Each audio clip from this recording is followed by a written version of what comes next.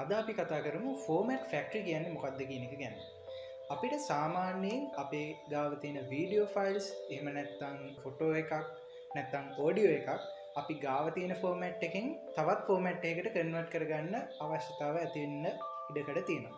ඉතින් ඒ වගේ අවස්ථාවලදී මේ ෆෝමැට් ෆැක්ටරි කියන software එක හරහා ඒ සියලුම જાතියේ ෆයිල්ස් කන්වර්ට් කරගන්න හැකියාව තියෙනවා. උදාහරණයක් විදිහට අපි බැලුවොත් මම මගේ ස්ක්‍රීන් රෙකෝඩින් කරන්නේ OBS කියන ස්ට්‍රීමිංగ్ වලට වගේම ස්ක්‍රීන් රෙකෝඩින් කරන්න යූස් කරන software එකකින්. ඉතින් මේ software එකේදී ෆයිල් එකක් සේව් වෙන්නේ mkv.mkv කියන ෆයිල් ෆෝමැට් එකකින්. නමුත් මම එතනින් එහාට ගිහිල්ලා ඒ වගේ ස්ක්‍රීන් රෙකෝඩින් එකක් මගේ YouTube වීඩියෝ එකකට එඩිට් කරනවා නම් මම යූස් කරන්නේ එඩිට් එක විදිහට DaVinci Resolve. නමුත් DaVinci Resolve වලදී මේ කියන .mkv ෆයිල් ටයිප් එක සපෝට් කරන්නේ නැහැ. ඉතින් මට අවශ්‍ය වෙනවා මේක MP4 වලට කන්වර්ට් කරගන්න.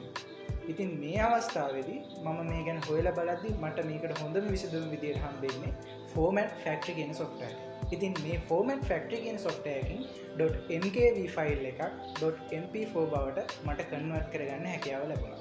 ඉතින් ඒ වගේම අපිට සමහරවිට high quality picture එකක් quality එක අඩු කරලා icon එක වගේ හදාගන්න අවශ්‍ය වෙද්දී කන්වර්ට් කරගන්න. ඒ වගේම සමහර විට MP3 ෆයිල් එකක් wave format එකට කන්වර්ට් කරගන්න. ඔන්න ඔය වගේ අවස්ථාවලදී මේ Format Factory කියන software එක ගොඩක් උපකාරී වෙනවා.